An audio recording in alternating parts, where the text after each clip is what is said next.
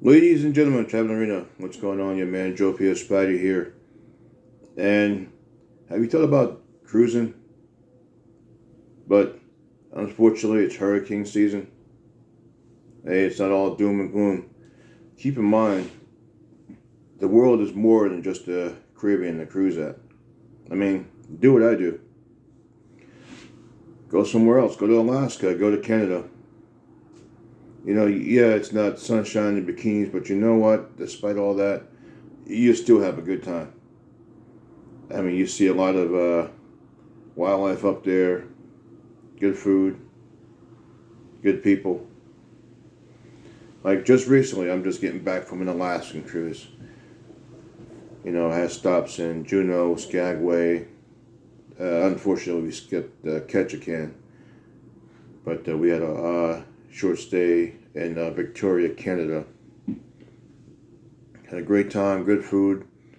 You know, the cruise ship employees, good to me as always. But yeah, think about doing that. It's September, October, you got hurricanes, especially here in America, you got the hurricanes slamming the southeast.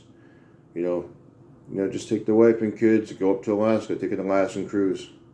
Sail out of Seattle. Some people, they want to do an extended cruise, sail out of Hawaii over there. But if you ever thought about doing an Alaskan cruise, I'll come up with a list of a few things that you need to know prior to taking an Alaskan cruise. And even if you cruised before, hey, you never know, you might learn something new. One, pair of gloves. And I say gloves because sometimes it gets cold. I mean, yeah, it's not necessarily Arctic cold, but sometimes it'll get chilly at night. And also, depending on the excursion you do, like you may go to like an iceberg or something. Wearing gloves is recommended. And I'll admit, I didn't wear gloves. I got some nice body fat on me, keep me warm. But for everybody else, wearing a pair of gloves, a poncho. And I say this because I sailed out of Seattle, or many of them sail out of, and Seattle gets pretty rainy. I mean, it doesn't necessarily rain cats and dogs, but they get like a lot of misty rain, and also the whole Pacific Northwest. That also includes like Victoria, Canada. They also get their fair share of rain, and also like Juneau and Skagway also get their fair share of rain. So I bought a poncho. I needed it in Seattle, and earlier when we got to Juneau, I needed it. But I would say bring a poncho just in case. I mean, this is my second Alaskan cruise. My first one I didn't need it, but my second one I did. So bring a poncho just in case. Also, go with your hands, your feet. I say bring a nice pair of wool socks or whatever you prefer that keeps your feet warm. Like I said, it's a little chilly at night. If you have a balcony, you want to go out at night. Have some wool socks, and also, like I said, depending on the excursion, like if you go to a glacier or something, again, wear wool socks, keep your feet warm. Because remember, you're on a glacier. I had a pair of wool socks when I went to a glacier. So definitely take care of your socks. I mean your feet. Good pair of binoculars. Something that I forgot. But definitely bring a good pair of binoculars. Even if you're not in port, even at sea. I mean, we have plenty of whale sightings, otters, seal, mountain goats, up on the shore there. And you also see some black bears and grizzly bears as well. So when you go to Alaska, even like I said, even on the ship, you'll see some wildlife out there. You see, whales coming up and water coming from the blowholes and stuff. So definitely go get you a good pair of binoculars. because you're basically guaranteed to see some wildlife, see something out there on land and on sea as well. I say whether you're at sea, even in port when you're on an excursion or whatever, even not just for the animals. I mean, just the nature itself. And Alaska is very beautiful, and I will say the same for Canada as well. So if you're a nature enthusiast, or you like just wildlife in general, definitely bring a good pair of binoculars with you. All right. I want to say another one is bring a beanie hat or earmuffs. And I said it gets cold. You take an excursion, you go on the glacier, or depending on the time of day it is, definitely take earmuffs with you. Keep your ears warm. That's important because when the body gets cold, the ears is one of the things that it will sacrifice to keep the rest of you cold. And you don't want to be up there and, well, you've seen the pictures of what happens to people's ears when they get cold. So take care of your ears when you're up there in Alaska. All right? One thing I want to say is bring a blanket. Doesn't have to necessarily be a thick blanket, but bring a blanket with you.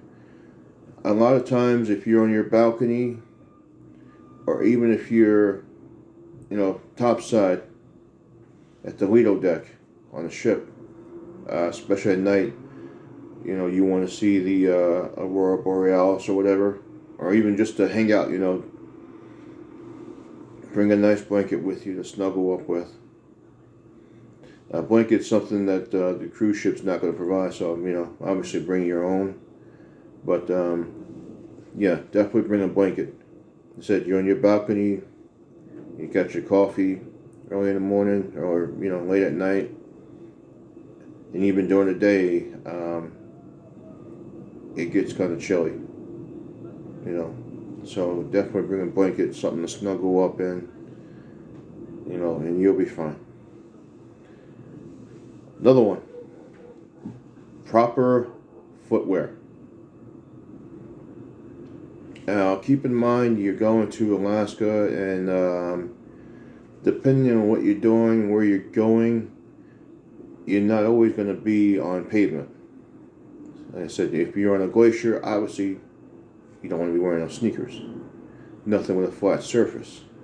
You go off in the woods, you might want to wear a nice pair of hiking shoes or boots or whatever.